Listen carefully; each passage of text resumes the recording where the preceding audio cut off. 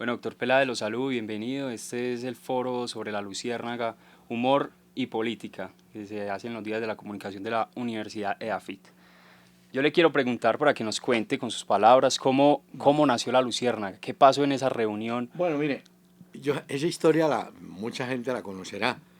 Simplemente la resumo diciendo que hace 21 años hubo un famoso apagón en una decisión gubernamental, siendo Gaviria, César Gaviria, el presidente.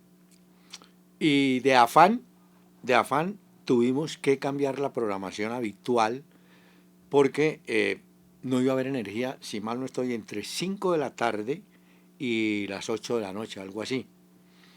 Que no hubiera a las 5 pues no era tan grave, pero pensando en el oyente de las 6 de la tarde, de 6 a 8, ese oyente iba a estar, diríamos, incomunicado porque no iba a tener servicio de televisión, no iba a poder leer un periódico, una revista, podía seguir oyendo radio a través del transistor o como fuera, y por supuesto los de los automóviles. Pero entonces nos enfocamos a las personas que llegaban a la casa habitualmente a las 6 de la tarde y no encontraban en qué entretenerse. Entonces se diseñó un programa para atender a ese oyente. Y simplemente era apelar a la memoria del oyente, recurrir a temas sencillos como geografía, poesía, música y un poco de humor para entretenerlo. Y de paso le íbamos dando algunas pistas de las noticias más importantes sin extendernos mucho, sino simplemente como un lead que llaman las agencias de noticias, o un cabezote o un titular. Pero esa fue la idea, como le digo, un programa diseñado de emergencia, y así comenzó. Y cuándo se fue transformando en lo que es ahora, que tiene el toque más político. No, lo que pasa es que cuando termina ese apagón, esa restricción energética a los 3 meses, eh, la empresa detecta que el programa había tenido aceptación.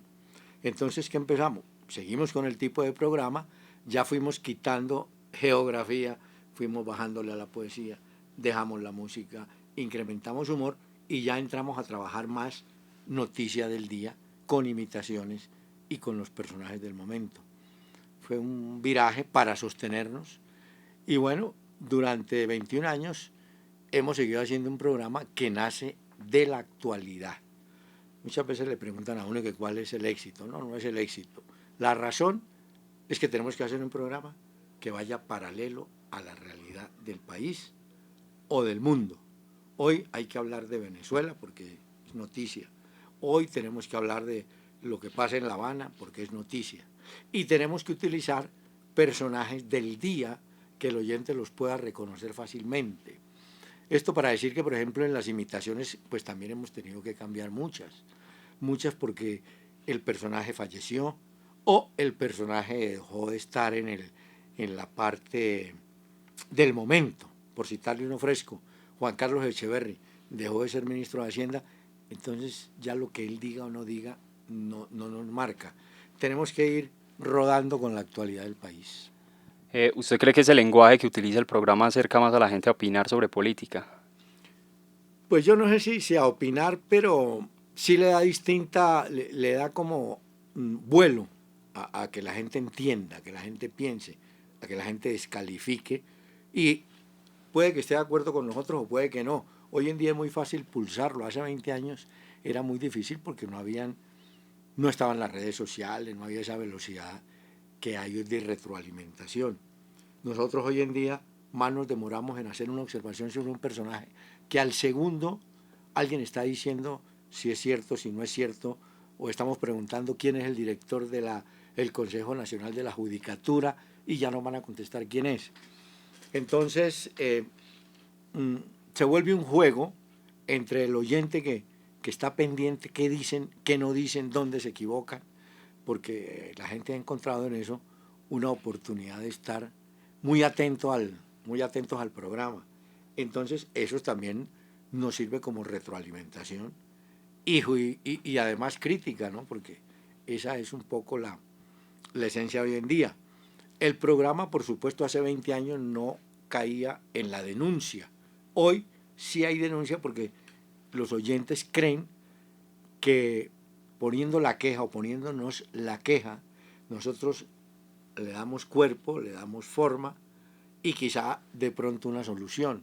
O ponemos al personaje en contacto, por ejemplo, los reclamos de telefonía celular, los reclamos de bancos, los reclamos de colpensiones, de todo ese tipo de cosas.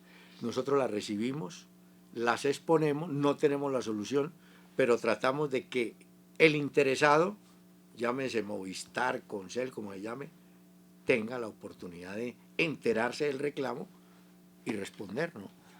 ¿Alguna vez con las imitaciones que se han hecho en el programa, algún personaje se le ha hecho saber su molestia o le ha No, agradecido por el contrario? no, ellos nunca dicen nada.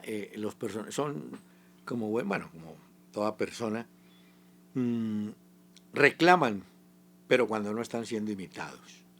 Eh, en eso ya hemos descubierto que a los personajes les encanta, porque creen que el solo mencionarlos es darles figuración, es darle conocimiento a la gente. Hoy la gente, por ejemplo, tiene identificado quién es y qué clase de persona es Roy Barreras. Y entonces el tipo, en medio de su vanidad o lo que sea, dirá, me dan muy duro, pero me conocen. Entonces creemos que las imitaciones nunca reclaman por qué los imitan, sino por qué nos dejan de imitar.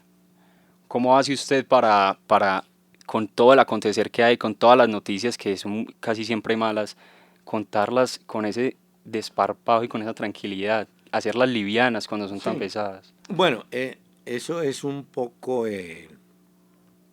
la razón del programa. Mm, Sabemos que hay noticias dramáticas, pero las tenemos que presentar de tal manera que la gente las oiga con resignación. Entonces, eso es muy difícil de explicarlo, pero ese es el manejo que le tratamos de dar a las cosas. Es una realidad. Nosotros la tratamos de disimular o de explicar sin ignorarla. Y el oyente termina también aceptando.